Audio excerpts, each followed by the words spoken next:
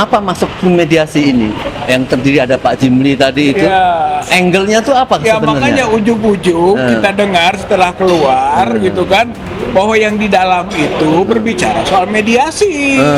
Gitu. Kita juga berpikir mediasi apa? Sebab kalau mediasi konteks hukum itu adanya di ruang pengadilan. Itu kan Jokowi hadir, kita prinsipal hadir, kita minta tunjukkan ijazahnya, kemudian berikan kebebasan masyarakat untuk melakukan penelitian atas ijazahnya.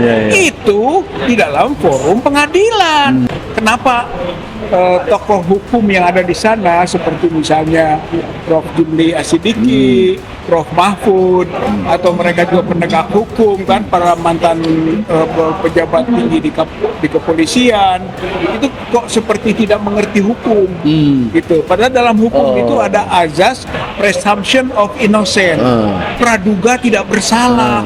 Assalamualaikum warahmatullahi wabarakatuh. Waalaikumsalam. Saudara, satu perjuangan di seluruh Indonesia, kita tahu bahwa setelah atau pasca Kamis tanggal 13 Oktober, para pejuang kita November, saya ulang lagi, 13 November hari Kamis, pasca dipanggilnya atau ditersangkakannya para pejuang kita RRT dan ditambah 5 tokoh lainnya termasuk Abang Da, Bang Rizal, seorang pejuang, seorang yang ditersangkakan pula. Itu ada yang menarik, yaitu ada upaya apa yang disebut mediasi. Tentu kita akan kejar dari Bang Rizal. Apa maksud dari mediasi itu? Apakah itu merupakan konstelasi urutan memang secara hukum harus dilakukan itu? Tetapi yang jelas nampaknya kalau bangsa Indonesia sudah meyakini, sudah selesai urusan ijazah itu. Upaya mediasi ini apakah ingin menganulir tentang ijazah itu? Apakah kalau mediasi berhasil, kemudian ijazah itu menjadi asli misalnya itu? Nah, ini yang sangat menarik bagi kita bangsa Indonesia, tetap ya melanjutkan difikskannya tentang kepalsuan ijazah itu dan harus dituntut secara hukum, dan kita meminta Bapak Presiden untuk menegakkan ini secara seadil-adilnya. Tapi itu saya, yang penting kita mendengar dari tokoh kita ini, Bang Rizal. Silakan Bang Rizal. Om Lim, waktu pertemuan dengan tim percepatan reformasi gitu kan, beberapa kita yang disebut statusnya tersangka kan tidak boleh hadir gitu kan, atau boleh hadir tapi tidak boleh bicara gitu kan, yang akhirnya kita pilih lebih baik tidak hadir, kemudian diikuti oleh beberapa tokoh kan. Itu tim mediasi siapa yang mengadakan? Nah, pada waktu itu belum ada gitu kan, karena belum dimulai acara gitu kan, kami sudah keluar kan gitu. Intinya yang kita kritisi awal adalah kenapa tokoh hukum yang ada di sana seperti misalnya Prof. Jimli Asidiki, Prof. Mahfud, atau mereka juga penegak hukum kan, para mantan pejabat tinggi di kepolisian, itu kok seperti tidak mengerti hukum gitu. Padahal dalam hukum itu ada azas presumption of innocence, praduga tidak bersalah. Seseorang yang belum divonis, apalagi sampai ke tingkat inkrah, itu harus dinyatakan tidak bersalah. Dan sebagai orang yang tidak bersalah, dia punya hak yang sama dengan orang lain, termasuk hak untuk didengarkan pendapatnya mengenai usulan-usulan reformasi kepolisian. Harusnya kita didengar, malah sangat relevan sekali kalau mendengarkan dari pihak yang memang berkaitan gitu kan. Kira-kira kalau Mas Rizal, kalau boleh ngomong kira-kira, apa masuk ke mediasi ini yang terdiri ada Pak Jimli tadi itu? Angle-nya tuh apa ya sebenarnya? Makanya ujung-ujung kita dengar setelah keluar gitu kan, bahwa yang di dalam itu berbicara soal mediasi. Gitu. Kita juga berpikir mediasi apa? Sebab kalau mediasi konteks hukum itu adanya di ruang pengadilan, dan itu sudah terjadi pada waktu itu di Pengadilan Negeri Jakarta Pusat, Pengadilan Negeri Solo, itu ada sesi mediasi, dan di situ kita sangat siap, yaitu asal itu kan Jokowi hadir, kita prinsipal hadir, kita minta tunjukkan ijazahnya, kemudian berikan kebebasan masyarakat untuk melakukan penelitian atas ijazahnya. Itu di dalam forum pengadilan dan itu sudah dilakukan. Yang ternyata Jokowi tidak hadir. Jokowi tidak mau menunjukkan ijazahnya.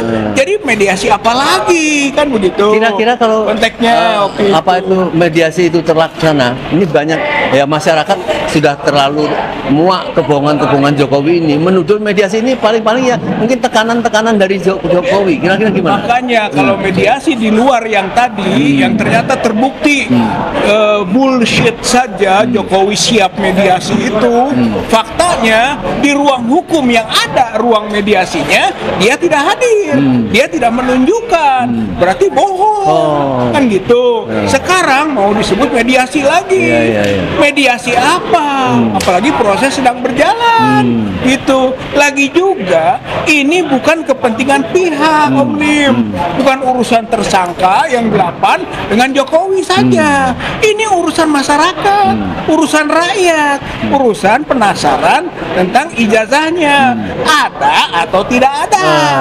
Kemudian kalau ada, asli atau palsu, itu yang harus dibuktikan.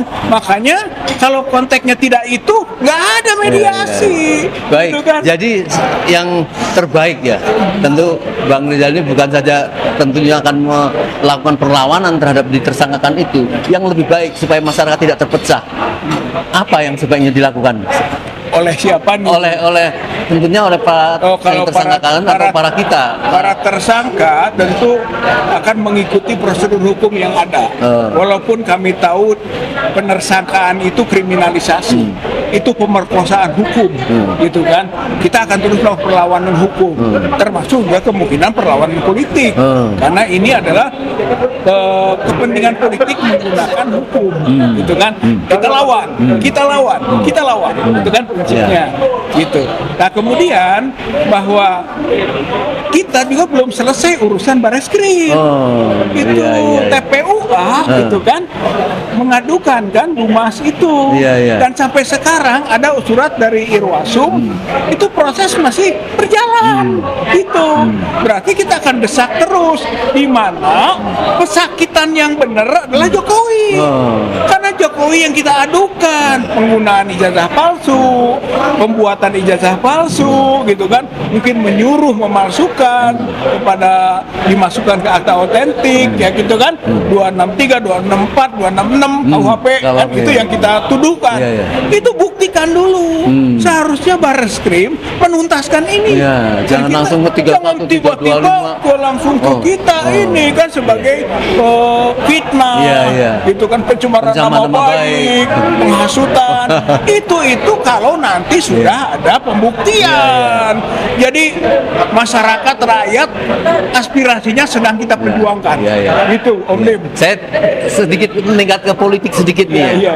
Karena rakyat ini kan jelas melihat sekali concernnya Jokowi ini. Intinya kan awalnya kan ketakutan. Orang punya dosa kan pasti ketakutan. Mengapa dia mendesak-desak pada masalah mediasi ini? Dikhawatirkan dia ini melihat bahwa tersangka yang disangkakan ini bahkan melangkah lebih jauh menuntut bukunya atau ijazah Gibran yang dalam buku respon terakhir itu Gibran Endgame gitu. Ini yang dia paling takutkan karena nafsu berkuasa, nafsu akan berbuat jahat kepada rakyat bangsa ini itu masih belum selesai. Gimana dugaan Bang? Benar, itu like father like son. Gitu kan. Bapak jeung anak sarua sama saja bapak dan anak. Dua-duanya itu jago ngeles, jago bohong. Gitu kan, dan jago memalsukan itu dokumen.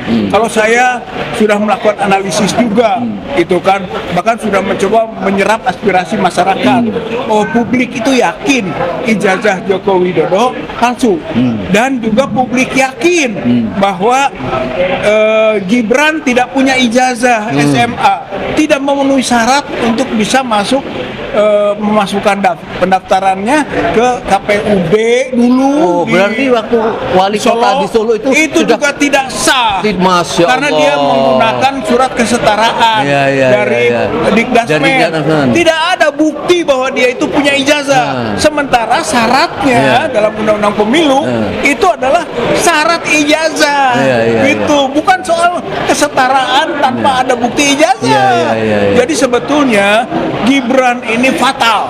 Bahkan kalau kita mendesak pemakzulan Gibran sangat beralasan hukum. Sangat beralasan hukum. Gibran itu harus dimakzulkan dari jabatan sebagai wapres dan juga sebagai presiden dulu. Jokowi Widodo juga tidak berhak, juga tidak memiliki alas hukum yang hak untuk bisa menjadi presiden. Maka sekarang bukan dimakzulkan dia mah, tapi diadili. Diadili, Om Lim. Jadi gitu. lepas dimakzulkan atau didiskualifikasi. Oh, dulu bohong, itu harus Ya bentuknya sekarang pengadilan. Karena dia sudah memalsukan gitu kan dokumen dulu waktu mendaftarkan. Jadi tema pokok kita sebenarnya tangkap, adili Jokowi dan makzulkan Gibran. Itu nanti Gibran juga bukan hanya dimakzulkan, tapi Gibran juga diadili juga. Inilah negara hukum. Baik, luar biasa saudara sekalian ya. Kita ya jadi mengetahui ya dari Bang Rizal tadi apa yang harus kita lakukan untuk menyelamatkan, untuk menjaga kewibawaan, kemuliaan bangsa Indonesia. Satu-satunya kita tidak bisa berkompromi terhadap suatu kejahatan. Apalagi kejahatan yang sudah dilakukan dahulu, kita harus menyatakan batal.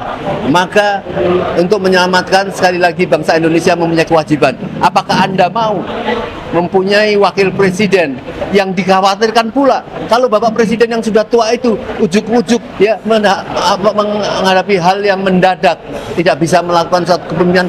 Anda rela, rakyat Indonesia rela dipimpin oleh Gibran, bukan saja kemampuannya, tapi kejahatannya yang sama dan bahkan lebih jahat daripada orang tuanya. Dan ini menjadi kewajiban kita semua untuk menjaganya. Terima kasih Bang Rizal. Kita berdoa semua untuk para pahlawan yang ditersangkakan. Tetapi alhamdulillah keberaniannya itu melampaui dari yang dibayangkan kemuliaan, janji-janji Allah terhadap kemuliaan yang kita lakukan. Terima kasih Bang Rizal. Sama-sama. Assalamualaikum warahmatullahi wabarakatuh. Ada Ustaz Eka Jaya sekalian. Sekalian dah. Bang Eka. Enggak. Udah selesai.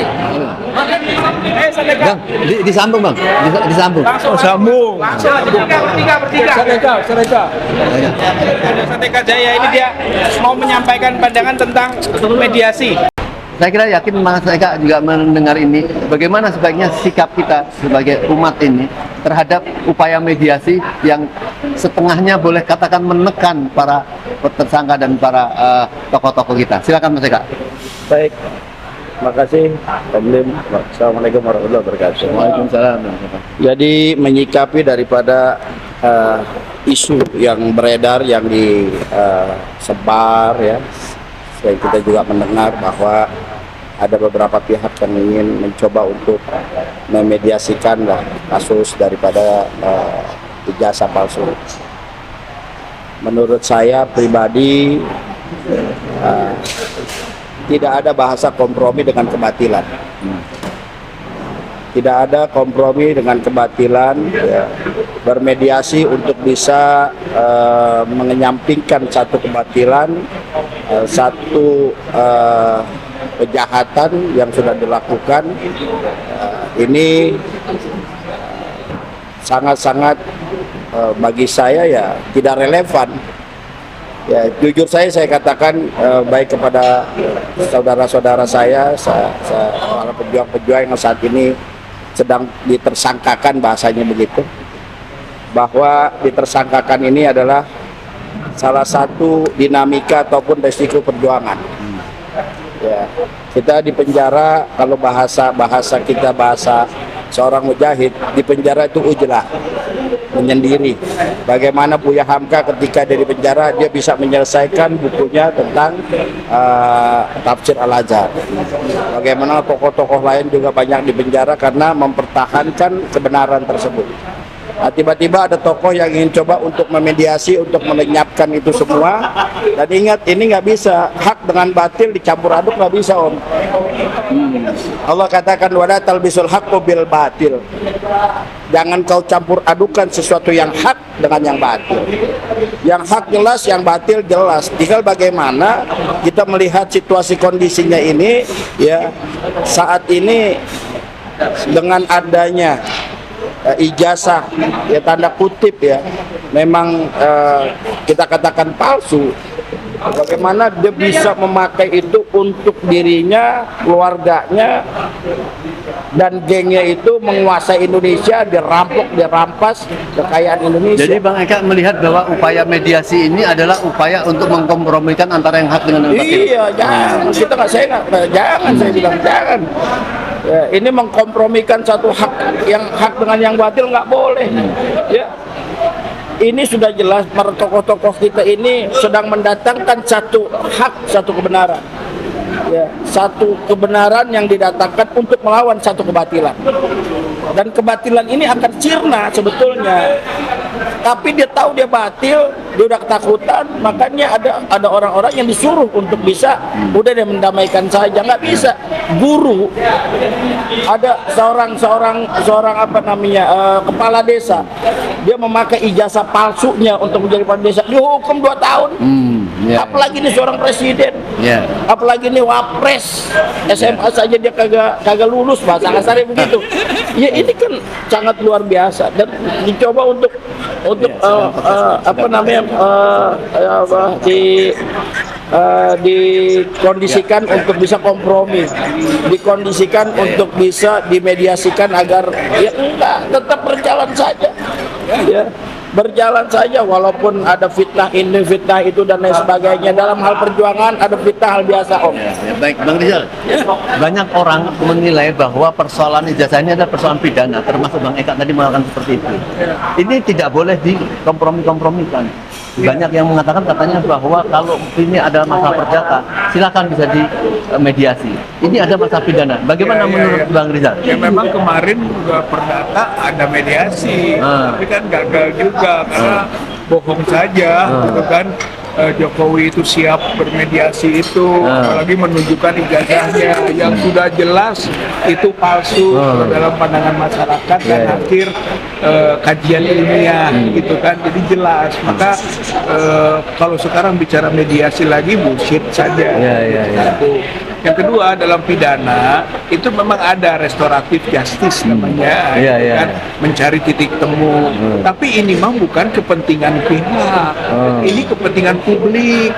Jadi bentuknya seperti apa? Restorasi justice? Kalau restorasi justice ya kalau memang misalnya seseorang mencemarkan, damai, selesai, gitu kan. Itu diatur dalam undang-undang. Seseorang menipu, gitu, ada restoratif justice, diupayakan dulu.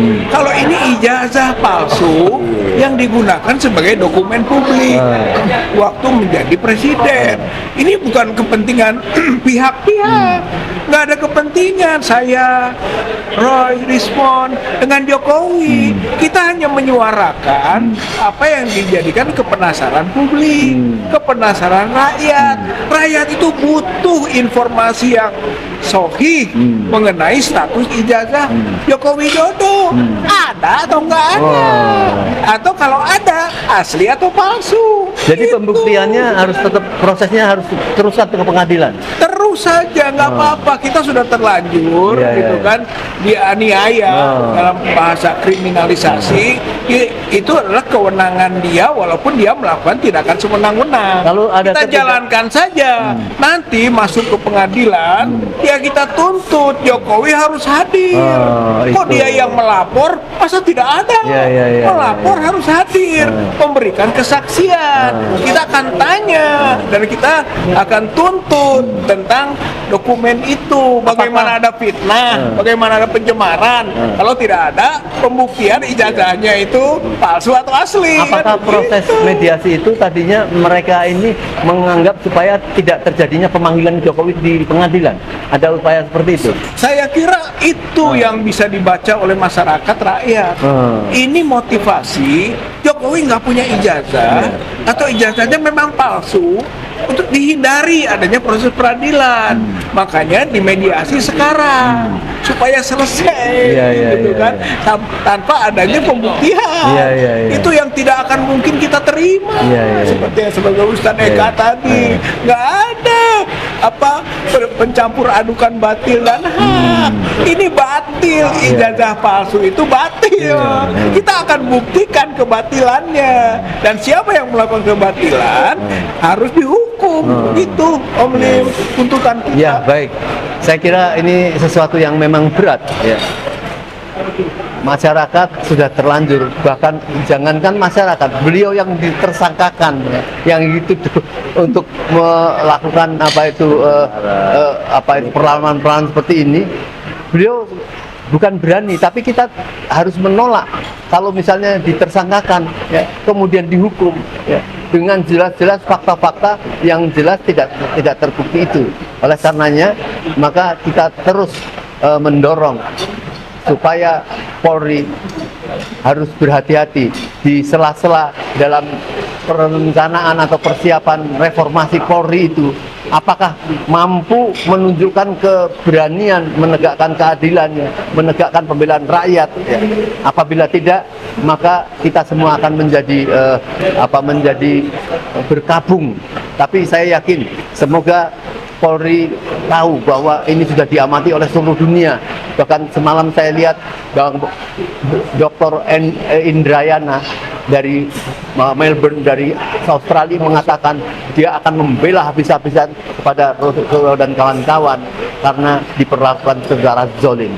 Semoga kita rakyat Indonesia bersemangat, amin, untuk menuntaskan persoalan ini. Namanya kejahatan bukan saja ijazah, tapi indikasi kejahatan yang sudah dilakukan Jokowi sejak tahun itu, rakyat untuk meminta untuk diselesaikan supaya tidak terulang pada pemimpin-pemimpin yang akan datang. Inilah upaya kita semua. Assalamualaikum warahmatullahi wabarakatuh. Waalaikumsalam warahmatullahi wabarakatuh.